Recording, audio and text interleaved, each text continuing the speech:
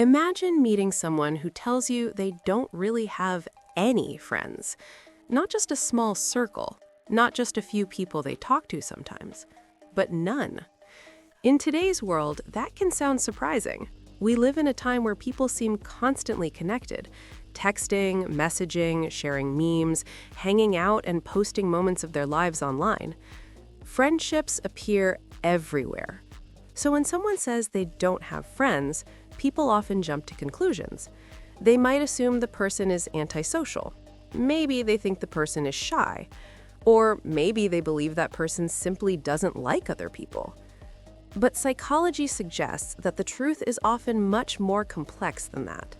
In reality, millions of people around the world experience periods of life where they have very few friends or sometimes none at all. And the reasons behind the situation are often connected to personality, life experiences, emotional awareness, and the way individuals understand relationships. Before we dive deeper, if you enjoy exploring human psychology, behavior, and the hidden reasons behind why people think and act the way they do, consider subscribing to the channel. Here we explore fascinating psychological insights that can help you better understand yourself and the people around you. Now, let's look at something important. Not having friends does not always mean someone is lonely. For some people, friendships take longer to develop because they prefer deeper and more meaningful connections rather than casual relationships. Others may have had past experiences that made them more cautious about trusting people again. And some individuals simply enjoy spending time alone.